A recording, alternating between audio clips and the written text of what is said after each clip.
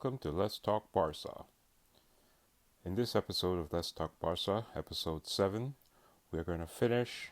This is part 3. We're finishing up on Koeman's tactics of the 4-3-3 that rotates into a 3-4-3. And the last phase of this is strike force, the front 3. Alright guys, so let's get into the front 3.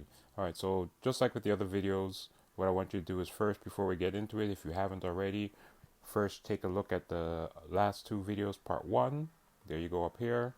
Part 2, there you go, perfect. And also, an appendix to it is Jordi Cruyff explaining the formation so you can remember the movements and so forth. And there you go, it's up here as well. Alright guys, so let's get into it. So as you can see, as Jordi had explained before, we have a front 3 that's very dynamic. We could pretty much play when healthy, right? So let's use the starting 3 of Fati on the left, Memphis in the center, and Dembele on the right. They're pretty much interchangeable, right? We saw last year Koeman gave Dembele lots of minutes as a striker, so we know that Dembele is able to play there. Now, he wasn't very successful in the center forward position. He did miss a lot of chances, but we do know he has the potential to finish. So it's just a matter of him coming back, and if we can get him in those positions again, hopefully he'll be able to capitalize. But if you remember last year, he did play center forward, he did play off the right, he can play off the left. So Dembele has the ability to play on any side and be effective, especially with his speed, right? And then you add that with Memphis. Memphis is a perfect player. He's literally the perfect number 9 for the system that they're trying to run, because Memphis can play at a false 9, or he could play like a straight up center forward, back to the goal, hold the ball up, that type of center forward. So Memphis has the ability to play both styles and play both styles well as switching out to the wing, right? And then letting Fati come in the middle. So depending on the matchups, you could do that. Or if you're trying to lower a player out of position. So if a team is going man to man, guess what? We just bring Dembele out from the right, bring Memphis out to the right, Dembele up the middle, and put Dembele against maybe a slow, cumbersome center forward. Now it's up to one of the other guys on the wings or the center backs to get Dembele the ball over the top against a slower center forward, right?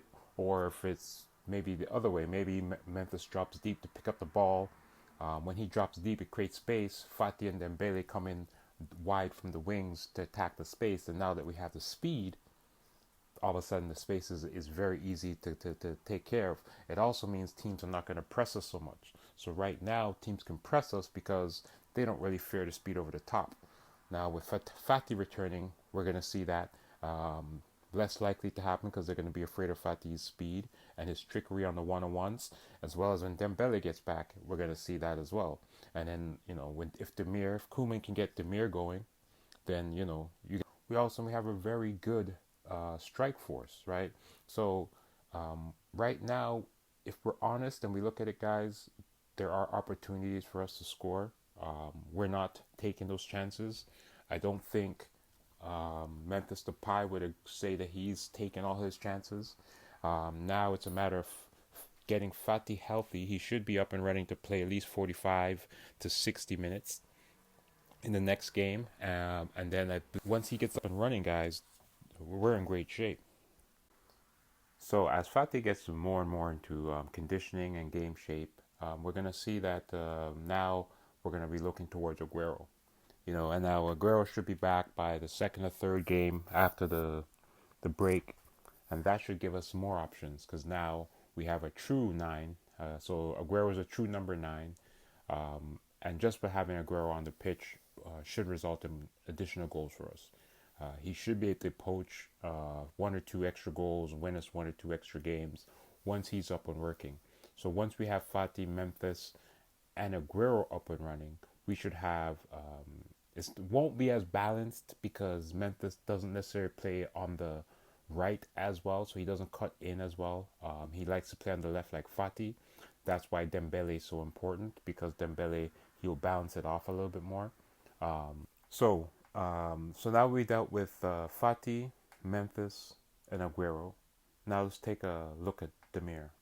Now, a lot of people believe that Koeman and the upper management made a mistake with the Quadrado and Demir, and that might be so. I don't know. I've only seen a few glimpses of Demir when he came, and a couple of clips of him before.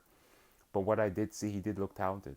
Now Quadrado, I've seen a little bit more of, but Quadrado is 4 years older than Demir, so it's got to be something that they're seeing. And it's not just Koeman that made that decision. Like everybody inside of Barcelona had to agree with that. Like they all agreed to send him off on loan. So something happened with that. What happened? I don't know. It's a lot of speculation. Is Quadrado really good enough to play for us consistently? I'm not sure. I know he's got a huge fan club with Barcelona online fans. It's kind of strange, him and Ricky Puig. I don't really understand it.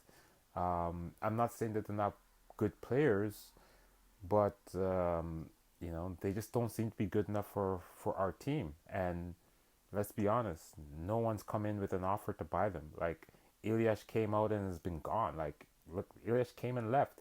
Big money offer for Ilias. Where's the money offer for Quadrado? Where's the money offer for Ricky Puig?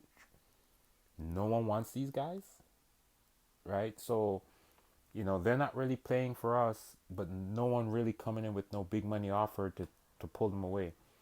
I'm not sure if you guys understand that maybe they're not as good as you guys think they are, right? You guys like them, but why?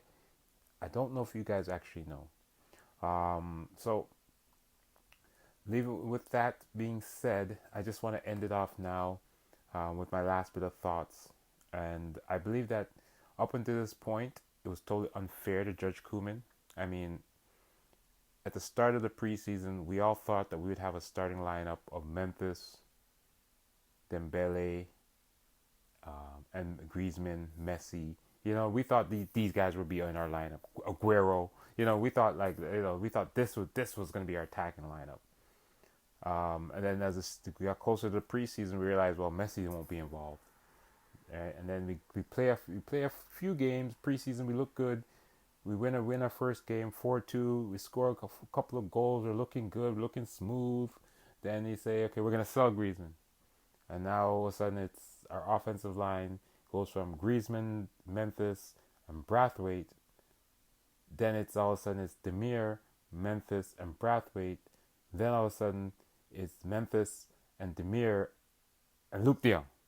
And then it's Memphis and Luke de Jong. So we've been going backwards with our attack. So it'll be nice to see what our future is in attack. We've seen our future in defense, still looking a little shaky. Our midfield is looking solid, and now we see it. Now we're gonna get a chance to see our attack with Fati, Memphis, and hopefully soon Dembele, and hopefully they'll sign him long term. And then later on, we can see Demir get some minutes.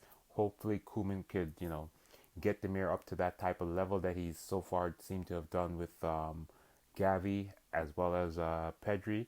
Hopefully, the same type of magic will work with Demir. And so that's the plan. That's what I see going forward. Thank you guys for joining in once again. Barca, Barca, Barca.